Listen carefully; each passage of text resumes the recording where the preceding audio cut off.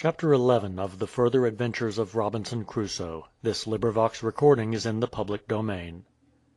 The Further Adventures of Robinson Crusoe by Daniel Defoe. Chapter 11. Warned of Danger by a Countryman. A little while after this there came in a Dutch ship from Batavia. She was a coaster, not a European trader, of about 200 tons burden. The men, as they pretended, having been so sickly that the captain had not hands enough to go to sea with, so he lay by at Bengal; and having, it seems, got money enough, or being willing, for other reasons, to go for Europe, he gave public notice he would sell his ship. This came to my ears before my new partner heard of it, and I had a great mind to buy it, so I went to him and told him of it. He considered a while, for he was no rash man, neither, and at last replied, "She is a little too big; however, we will have her." Accordingly we bought the ship, and agreeing with the master, we paid for her, and took possession. When we had done so we resolved to engage the men, if we could, to join with those we had, for the pursuing our business. But, on a sudden, they having received not their wages, but their share of the money, as we afterwards learned, not one of them was to be found. We inquired much about them, and at length were told they were all gone together by land to Agra, the great city of the Mogul's residence, to proceed from thence to Surat, and then to go by sea to the Gulf of Persia. Nothing had so much troubled me a good while as that I should miss the opportunity of going with them; for such a ramble, I thought, and in such company as would both have guarded and diverted me, would have suited mightily with my great design, and I should have both seen the world and gone homeward too. But I was much better satisfied a few days after, when I came to know what sort of fellows they were; for, in short, their history was, that this man they called captain was the gunner only, not the commander; that they had been a trading voyage, in which they had been attacked on shore by some of the Malays, who had killed the captain and 3 of his men, and that after the captain was killed, these men, 11 in number, having resolved to run away with the ship, brought her to Bengal, leaving the mate and 5 men more on shore. Well, let them get the ship how they would, we came honestly by her, as we thought, though we did not, I confess, examine into things so exactly as we ought; for we never inquired anything of the seamen, who would certainly have faltered in their account, and contradicted one another.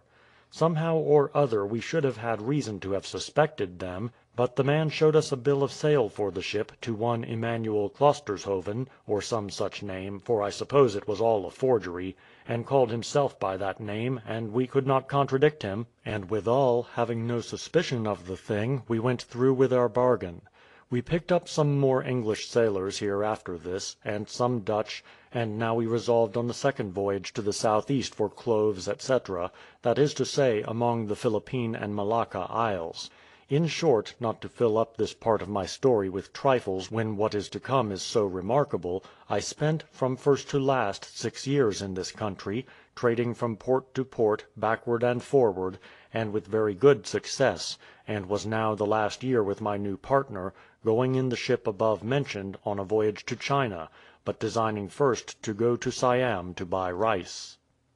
In this voyage, being by contrary winds obliged to beat up and down a great while in the straits of Malacca and among the islands, we were no sooner got clear of those difficult seas than we found our ship had sprung a leak, but could not discover where it was. This forced us to make some port, and my partner, who knew the country better than I did, directed the captain to put into the river of Cambodia; for I had made the English mate, one Mr. Thompson, captain, not being willing to take the charge of the ship upon myself. This river lies on the north side of the great bay or gulf which goes up to Siam. While we were here, and going often on shore for refreshment, there comes to me one day an Englishman, a gunner's mate on board an English East India ship, then riding in the same river. "Sir," says he, addressing me, "you are a stranger to me, and I to you, but I have something to tell you that very nearly concerns you. I am moved by the imminent danger you are in, and, for aught I see, you have no knowledge of it." "I know no danger I am in," said I, "but that my ship is leaky, and I cannot find it out; but I intend to lay her aground tomorrow to see if I can find it." "But, sir," says he, "leaky or not leaky, you will be wiser than to lay your ship on shore tomorrow, when you hear what I have to say to you. Do you know, sir," said he, "the town of Cambodia lies about 15 leagues up the river, and there are 2 large English ships about 5 leagues on this side, and 3 Dutch?" "Well," said I, "and what is that to me?" "Why, sir," said he, "is it for a man that is upon such adventures as you are to come into a port, and not examine first what ships there are there, and whether he is able to deal with them? I suppose you do not think you are a match for them."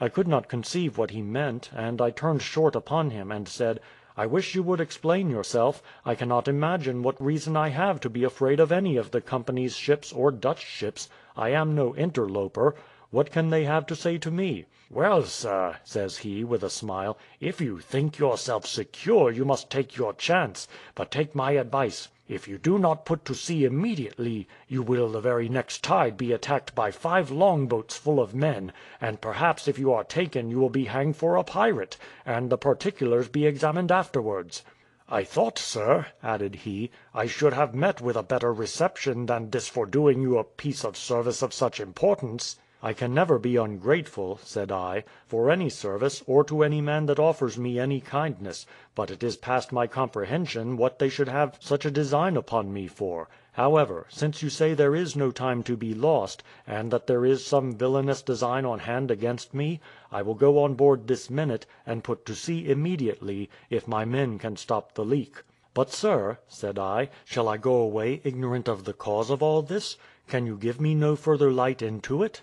"I can tell you but part of the story, sir," says he; "but I have a Dutch seaman here with me, and I believe I could persuade him to tell you the rest; but there is scarce time for it. But the short of the story is this: the first part of which I suppose you know well enough, that you were with this ship at Sumatra, that there your captain was murdered by the Malays, with 3 of his men, and that you, or some of those that were on board with you, ran away with the ship, and are since turned pirates. This is the sum of the story, and you will all be seized as pirates I can assure you, and executed with very little ceremony; for you know merchant ships show but little law to pirates if they get them into their power." "Now you speak plain English," said I, "and I thank you; and though I know nothing that we have done like what you talk of, for I am sure we came honestly and fairly by the ship, yet seeing such a work is doing, as you say, and that you seem to mean honestly, I will be upon my guard." "Nay, sir," says he, "do not talk of being upon your guard; the best defence is to be out of danger. If you have any regard for your life and the lives of all your men, put to sea without fail at high water; and as you have a whole tide before you, you will be gone too far out before they can come down, for they will come away at high water; and as they have 20 miles to come, you will get near 2 hours of them by the difference of the tide, not reckoning the length of the way. Besides, as they are only boats, and not ships, they will not venture to follow you far out to sea, especially if it blows." "Well," said I, "you have been very kind in this. What shall I do to make you amends?" "Sir," says he, "you may not be willing to make me any amends, because you may not be convinced of the truth of it. I will make an offer to you. I have 19 months' pay due to me on board the ship which I came out of England in, and the Dutchman that is with me has 7 months' pay due to him. If you will make good our pay to us, we will go along with you. If you find nothing more in it, we will desire no more; but if we do convince you that we have saved your lives and the ship, and the lives of all the men in her, we will leave the rest to you."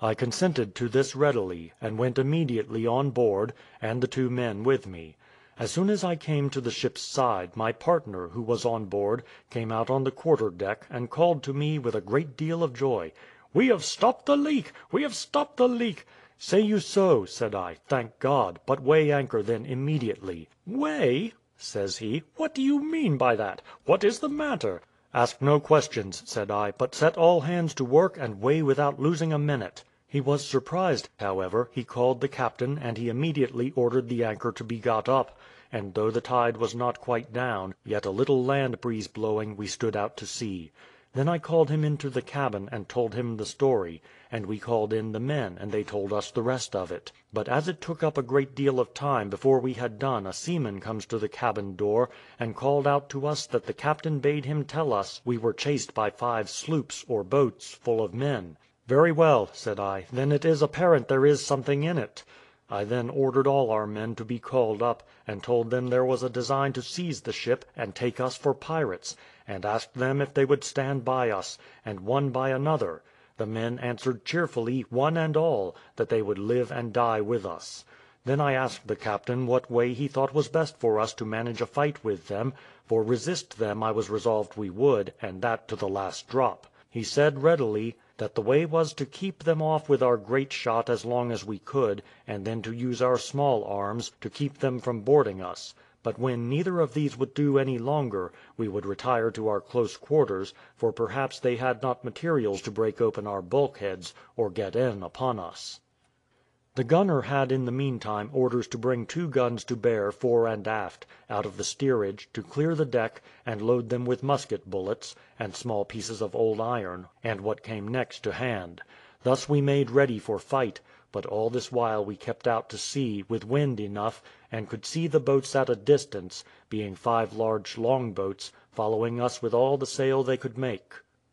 2 of those boats, which by our glasses we could see were English, outsailed the rest, were near 2 leagues ahead of them, and gained upon us considerably, so that we found they would come up with us; upon which we fired a gun without ball, to intimate that they should bring to, and we put out a flag of truce, as a signal for parley; but they came crowding after us till within shot, when we took in our white flag, they having made no answer to it, and hung out a red flag, and fired at them with a shot. Notwithstanding this, they came on till they were near enough to call them with a speaking trumpet, bidding them keep off at their peril.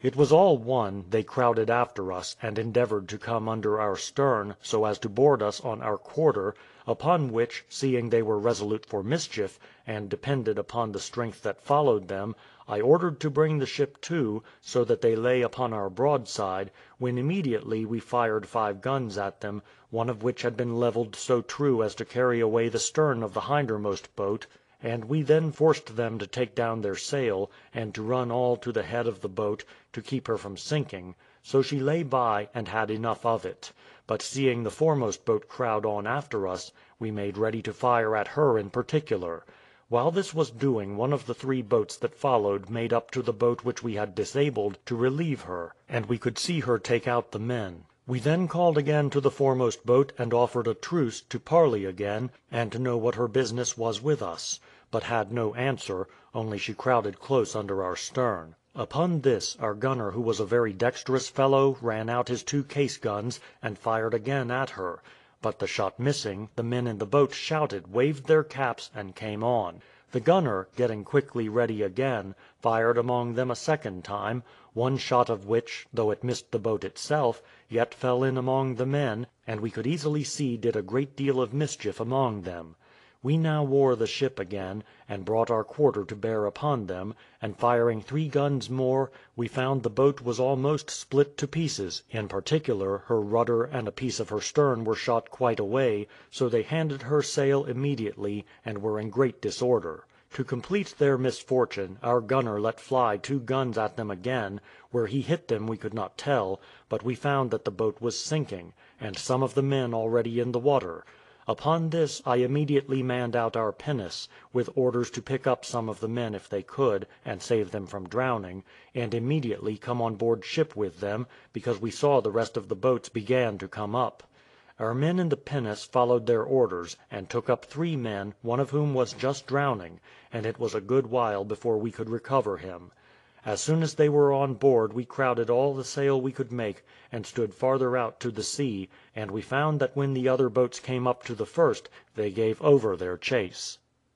Being thus delivered from a danger which, though I knew not the reason of it, yet seemed to be much greater than I apprehended, I resolved that we should change our course, and not let any one know whither we were going; so we stood out to sea eastward, quite out of the course of all European ships, whether they were bound to China or anywhere else, within the commerce of the European nations. When we were at sea we began to consult with the two seamen, and inquire what the meaning of all this should be, and the Dutchman confirmed the gunner's story about the false sail of the ship, and of the murder of the captain, and also how that he, this Dutchman, and 4 more got into the woods, where they wandered about a great while, till at length he made his escape, and swam off to a Dutch ship, which was sailing near the shore in its way from China.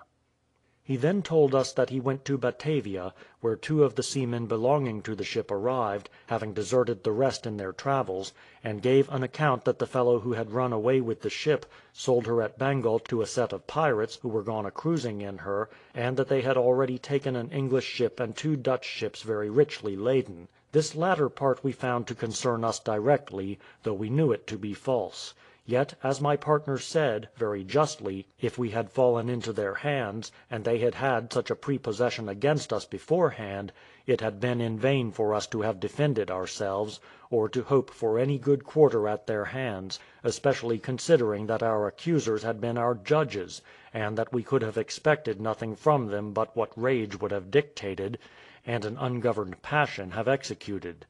Therefore it was his opinion we should go directly back to Bengal, from whence we came, without putting in at any port whatever, because where we could give a good account of ourselves, could prove where we were when the ship put in, of whom we bought her, and the like, and what was more than all the rest, if we were put upon the necessity of bringing it before the proper judges, we should be sure to have some justice, and not to be hanged first and judged afterwards.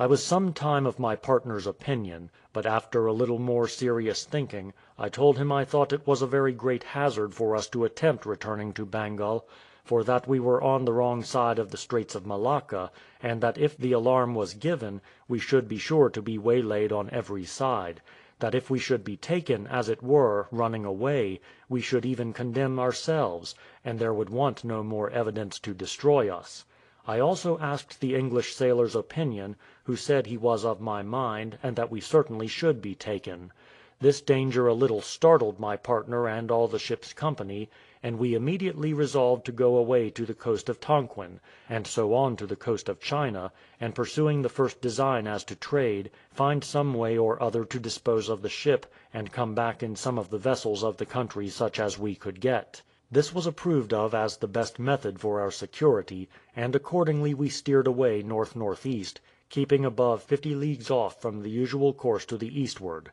This, however, put us to some inconvenience; for, first the winds, when we came that distance from the shore, seemed to be more steadily against us, blowing almost trade, as we call it, from the east and east-northeast, so that we were a long while upon our voyage, and we were but ill provided with victuals for so long a run; and what was still worse, there was some danger that those English and Dutch ships whose boats pursued us, whereof some were bound that way, might have got in before us, and if not, some other ship bound to China might have information of us from them, and pursue us with the same vigour. I must confess I was now very uneasy, and thought myself, including the late escape from the longboats, to have been in the most dangerous condition that ever I was in through my past life; for whatever ill circumstances I had been in, I was never pursued for a thief before, nor had I ever done anything that merited the name of dishonest or fraudulent, much less thievish. I had chiefly been my own enemy, or as I may rightly say, I had been nobody's enemy but my own; but now I was woefully embarrassed, for though I was perfectly innocent, I was in no condition to make that innocence appear; and if I had been taken, it had been under a supposed guilt of the worst kind. This made me very anxious to make an escape, though which way to do it I knew not, or what port or place we could go to. My partner endeavoured to encourage me by describing the several ports of that coast, and told me he would put in on the coast of Cochin China, or the Bay of Tonquin, intending afterwards to go to Macao, where a great many European families resided, and particularly the missionary priests, who usually went thither in order to their going forward to China.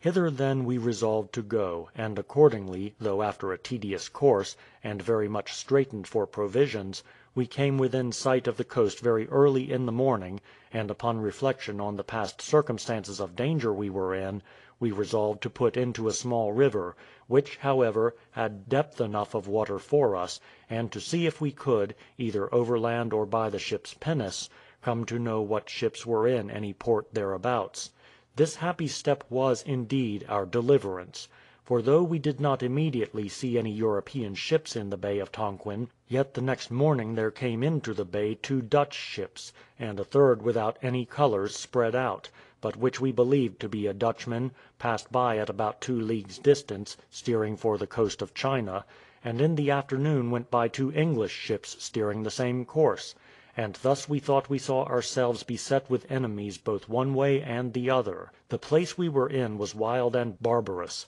the people thieves by occupation; and though it is true we had not much to seek of them, and except getting a few provisions, cared not how little we had to do with them, yet it was with much difficulty that we kept ourselves from being insulted by them several ways.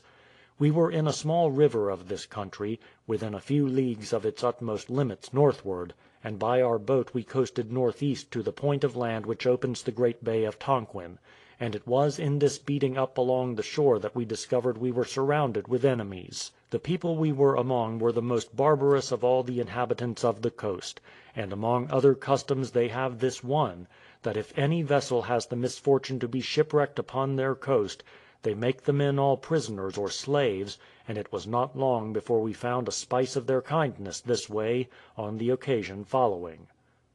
I have observed above that our ship sprung a leak at sea, and that we could not find it out; and it happened that, as I have said, it was stopped unexpectedly, on the eve of our being pursued by the Dutch and English ships in the Bay of Siam; yet, as we did not find the ship so perfectly tight and sound as we desired, we resolved while we were at this place to lay her on shore and clean her bottom, and if possible to find out where the leaks were. Accordingly, having lightened the ship, and brought all our guns and other movables to one side, we tried to bring her down, that we might come at her bottom; but on second thoughts, we did not care to lay her on dry ground, neither could we find out a proper place for it. Chapter 12